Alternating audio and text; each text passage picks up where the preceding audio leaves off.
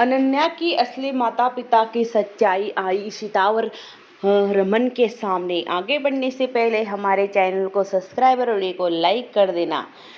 यहाँ पर सिम्मी जो होती है गाड़ी मतलब उसकी गाड़ी का पेट्रोल ख़त्म होते ही सिम्मी एकदम से घबरा जाती है। उसे लगता है कि कहीं अनन्या को कुछ हो ना जाए। वही दूसरी तरफ रमन और इशिता भी सिम्मी और अनन्या को ढूंढ रहे हैं। यहाँ पर सिम्मी को एक गाड़ी नज़र आती है जो ठेला लगाते हैं लोग। वो गाड़ी पर यहाँ पर अनन्या को डालती है और वो उसे लेकर जाती है। मतलब यहाँ पर इशिता और रमन सिम्मी को काफ़ी ढूंढते हैं और परेशान हो जाते हैं। इशिता कहती है कि ज़्यादा दूर नहीं गई होगी सिम्मी, यही कहीं होना चाहिए सिम्मी को, पर हमें मिल क्यों नहीं रही है, शायद हम गलत रास्ते तो नहीं आ गए। रमन कहता है कि ऐसा कुछ भी नहीं है इशिता, हमें ज़रूर मिल जाएगी सिम्मी और उस बच्ची को कुछ भी नहीं होगा जो परम ने उसके साथ गंदी हरकत की है ना। तभी इशिता कहती है कि रमन देखो, सिम्मी की गाड़ी तो यहीं पर खड़ी है पर सिम्मी तो यहाँ पर नहीं है, आखिर गई कहाँ। रमन कहता है कि ज़्यादा दूर नहीं गई होगी, हमें उसका पीछा करना होगा। तभी इशिता कहती है कि हाँ रमन, हमें जल्द से जल्द यहाँ से गाड़ी निकालनी होगी और सिम्मी को ढूंढना होगा, कहीं उस बच्ची की जान बचाने में देर ना हो जाए। और परम तो यही चाहता है कि उस बच्ची की जान चली जाए और हम दोनों सलाखों के पीछे चले जाए, पर ऐसा हम कभी नहीं होने देंगे। यहाँ पर रूही का फ़ोन आता है। रूही बताती है कि इशिमा आप कहाँ पर हो, मैं आपको कितनी देर से फ़ोन लगा रही हूँ। रूही बताती है कि इशी माँ, मैं आपको कुछ बताना चाहती हूँ, मतलब मैं भी आपकी हेल्प करना चाहती हूँ। जब आपने मुझे बताया था ना कि सिम्मी और परम कुछ करने वाले हैं, किसी को मारने वाले हैं, तो मैंने सोच लिया था कि मैं आपकी मदद करूँगी। जब सिम्मी बुआ आप घर में आई थी, आपने मुझे बताया था, तभी इशिता को याद आता है कि हाँ मैंने रूही को ये बात बताई थी। तभी यहाँ पर रूही क्या करती है, इस मौके का फ़ायदा उठाती सिम्मी को धक्का मारती है। सिम्मी का मोबाइल जो होता है वो नीचे गिर जाता है। सिम्मी घर की नौकरानी पे चिल्लाती है खाना बनाने। तभी यहाँ पर रूही करती है सिम्मी के मोबाइल में ट्रैकर लगा देती है और यही बात वो इशिता को बताती है कि सिम्मी बुआ के मोबाइल में मैंने ट्रैकर लगाया है, ट्रैकर, तो आप लोकेशन पर उसे ढूंढ सकती हो। इशिता कहती है कि तुम मुझे लोकेशन भेजो, लाइव लोकेशन मेरा भी लो और सिम्मी का भी भेजो। रूही कहती है कि इशी माँ वो आपके आसपास ही है सिम्मी बुआ। तभी वहाँ पर उसकी रूही की दादी आ जाती है, मतलब यहाँ पर संतोषी और रमन के पापा। यहाँ पर संतोषी को चेंज कर दिया है क्योंकि यहाँ पर एक दूसरी ही लेडीज है। वही यहाँ पर सिम्मी काफ़ी रोती है अनन्या की तरफ देखकर, क्योंकि अनन्या की जो मुंह से फेस निकल रहा है। सिम्मी कहती है कि मैं तुम्हें कुछ भी नहीं होने दूंगी, ना ही मैं तुम्हें फिर से खो सकती हूँ। यहाँ पर सिम्मी अनन्या को फिर से यहाँ पर जगाने की कोशिश करती है पर वो जग नहीं पाती। रमन और इशिता सिम्मी को ढूंढ ढूंढ कर पूरी तरह से पागल हो चुके हैं। उन्हें लगता है कि सिम्मी आखिर गई कहाँ और इतने टाइम में वो जा कहाँ सकती है। सिम्मी अनन्या को ठीक करती है और कहती है कि बेटा तुम घबराओ मत, मैं तुम्हें लेकर जाऊंगा। तभी सिम्मी की आंखों पर एक रोशनी पड़ती है। सिम्मी देखती कि आखिर गाड़ी किसकी आई। तभी इशिता और रमन सिम्मी के सामने गाड़ी लेकर खड़े होते हैं। सिम्मी कहती है कि तुम लोगों की वजह से आज मेरी बेटी की यह हालत हुई है, तुम लोग चले जाओ यहाँ से, मैं तुम्हें कभी माफ़ नहीं करूँगी। इशिता कहती है कि आखिर हमने ऐसा क्या किया है, परम तुमसे झूठ बोल रहा है, वो तुम्हें गुमराह करने की कोशिश कर रहा है पर तुम्हारे आंखों से पट्टी उतरने का नाम नहीं ले रहा है। सिम्मी कहती है कि जाओ यहाँ से, तुम्हारी कोई हेल्प नहीं चाहिए, ना ही तुम्हारी मदद चाहिए, मैं मेरी बेटी को अकेले ही अस्पताल लेकर जाऊँगी। इशिता कहती है कि मैं इस बच्ची को जानती तक नहीं है, इसे मारने की कोशिश मैं क्यों करूँगी, वो परम है जो झूठ बोल रहा है और तुम्हें उसकी बातों पर यकीन है और हमारे बातों पर नहीं है। रमन कहता है कि सिम्मी मैं तेरा भाई हूँ, मैं तुम्हारे साथ क्यों गलत करूँगा और ये छोटी सी बच्ची के साथ क्यों गलत करूँगा। सिम्मी को समझाते हैं इशिता और रमन और कहते हैं कि तुमने इस बच्ची को टाइम से अस्पताल नहीं लेकर गई तो यह बच्ची की जान जा सकती है, हम इसकी हेल्प करना चाहते हैं।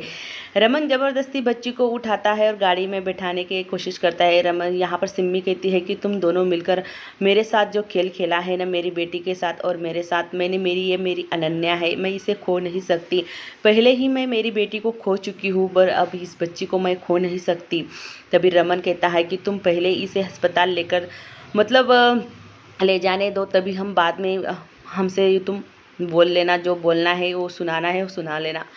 यहाँ पर सिम्मी अस्पताल लेकर आती है अनन्या को। इशिता को धक्का देती है और कहती है कि तुम दूर ही रहो मेरी बेटी से, तुम्हारी वजह से मैं अपनी एक बेटी खो चुकी हूँ और एक दूसरी बेटी नहीं खोना चाहती। ये यहाँ पर इशिता कहती है कि माता रानी से प्रार्थना करती है कि माता रानी जल्द से जल्द इस छोटी सी बच्ची को, अनन्या को ठीक कर दो। उसकी सेहत के लिए मैं तुमसे प्रार्थना करती हूँ। यहाँ पर सिम्मी कहती है कि तुम दोनों भी मिलकर मेरी बेटी की जान के दुश्मन बने हो। रमन कहता है कि हम क्या तुम्हारे दुश्मन हैं? मैं तेरा भाई हूँ और तुम्हारा बुरा क्यों सोचूंगा? जो परम है वो तुम्हारा बुरा सोचता है, तुम तो उस पर आँख बनकर विश्वास करती हो और घर वालों पर नहीं।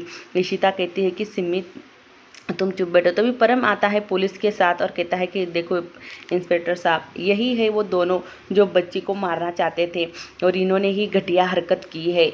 यहाँ पर रमन कहता है कि मैंने नहीं की है, तुमने ही की है घटिया हरकत उस छोटी सी बच्ची की जान लेकर, मतलब जान लेने की कोशिश की है। हम टाइम पर नहीं आते तो आज ये बच्ची हमारे हाथ से चली जाती। इंस्पेक्टर साहब, हमने ही खुद उस बच्ची को यहाँ पर लेकर आए हैं और उस बच्ची को मारने की कोशिश हम क्यों करेंगे? ये परम झूठ बोल रहा है। तभी नर्स आती है और कहती है कि ये कोई मतलब कोर्ट कचौरी नहीं है जो आप यहाँ पर हंगामे कर रहे हो। हमारे पेशेंट को तकलीफ होती है ऊंची आवाज़ से, आप बाहर जाकर प्लीज़ बात करिए। तभी रमन और इशिता की गाड़ी के डिक्की के पीछे से आवाज़ आती है ठक ठक की। यहाँ पर जो रमन खोलकर देखता है तो उसमें यहाँ पर अनन्या की माँ होती है। जो छोटी सी बच्ची अनन्या है उसकी माँ होती है और ये सारा किया कराया परम का होता है।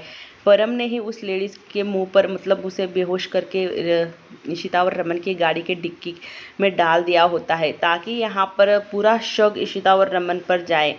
यहाँ पर परम कहता है कि रमन, तुमने ये बेचारी औरत को क्यों किडनैप किया है और उसे बेहोश करके क्यों डाला है? रमन इतना गुस्सा हो जाता है कि परम के कॉलर पकड़ता है और कहता है कि कमीने में तुझे नहीं छोड़ूंगा, ये सब कुछ तुमने किया है। जब हम आए थे तो यहाँ पर कोई नहीं था, हम तो उस बच्ची की जान बचाने के पीछे पड़े थे, पर तुम ही हो जो खेल पे खेल खेले जा रहे हो। अब मैं तुम्हें नहीं छोड़ूंगा।